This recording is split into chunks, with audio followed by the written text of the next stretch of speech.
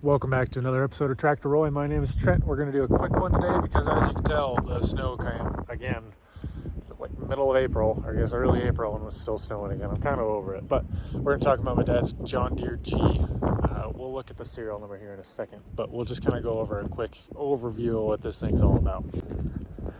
So the John Deere G was the one that preceded the John Deere 70. So in the lineage of stuff, you have H being the smallest, which wasn't really good for anything more than gardens. You had B, then A, then G and D were like right next to each other on stuff. G was more of a row crop and D had a wide front, so it was more like a wheatland style or industrial style. And then after that was R. So this was pretty big in the lineup, actually. I want to say this one's like mid 40s, maybe it's high 30s, low 40s for horsepower, something right there. I'll look it up in just a second. But this one, I think, was cutoffs.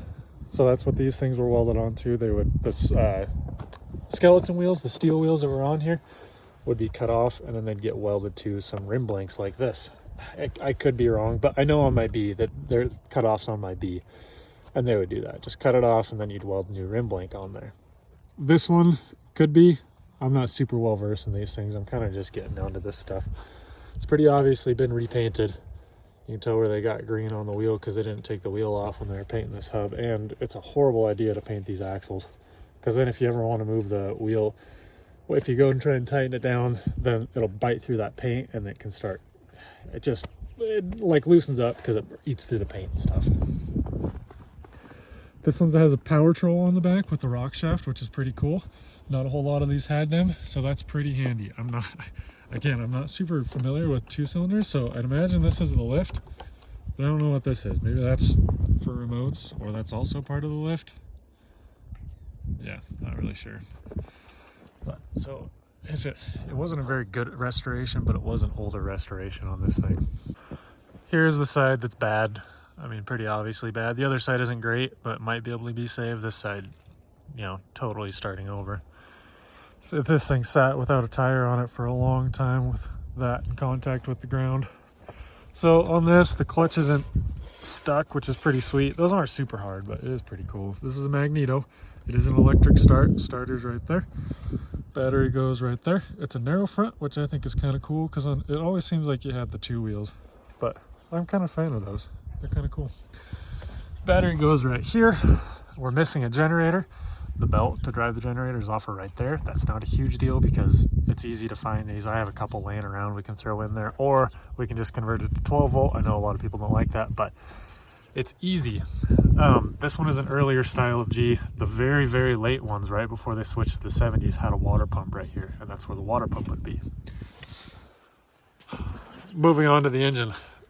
It is stuck. When my dad went to pull these spark plugs out to pour some oil in there to let it soak for a little bit, this one was full of antifreeze. So there's push rod sleeves that go through the block, so so the push rod can push on the rocker arm.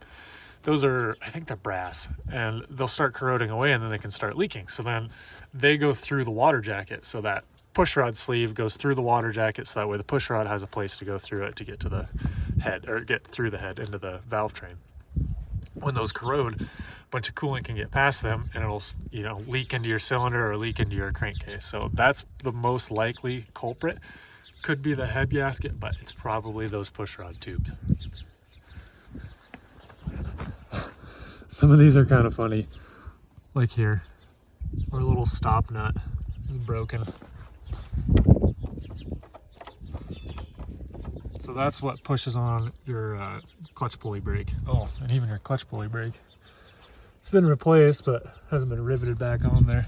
On so many of these though, my 70 and B included, this clutch lever gets snapped off because somebody tightens the clutch too much and they try and force it in. So these are always welded or brazed around here. So this one, really, all things considered, is in pretty good shape other than the wheels and other than the engine being stuck, which isn't a big deal. But that is going to have to get addressed. Oh, moving on this side. I don't know, I haven't even played with anything. That might be stuck too. How's our throttle? Oh, our throttle's stuck. Again, just It'll need taken up and cleaned up. On these, I know on the later ones, like the 50s, 60s, 70s, and 80s, I guess. I don't know about the letter series necessarily, but these manifolds would rust out really badly. So I guess they'd get down in the exhaust, which this one's cool that somebody put a flap on there at some point. So our head's probably in good shape, but these things would rust out the exhaust manifold side, so it'd just be horrible. But these are, you can get these aftermarket because it was so commonly bad. And there's our serial number, so I'll make sure to throw in the year of this thing and horsepower ratings.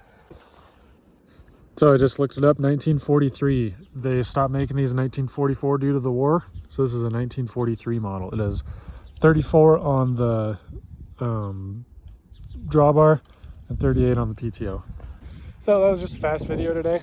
You know, I kind of like these 2 cylinders. Kind of cool. I pretty much just like old tractors in general. So I wanted to keep the feed going just because it's so horrible outside. I haven't been working on stuff and I've been out of town. So I want to keep active on some of this stuff. I thought this thing was kind of interesting. It's not in too bad a shape. So if you got any other questions about a John Deere G or any of these other 2 cylinders, let me know and I can, I don't know, kind of find out or help you find or figure out where to find it.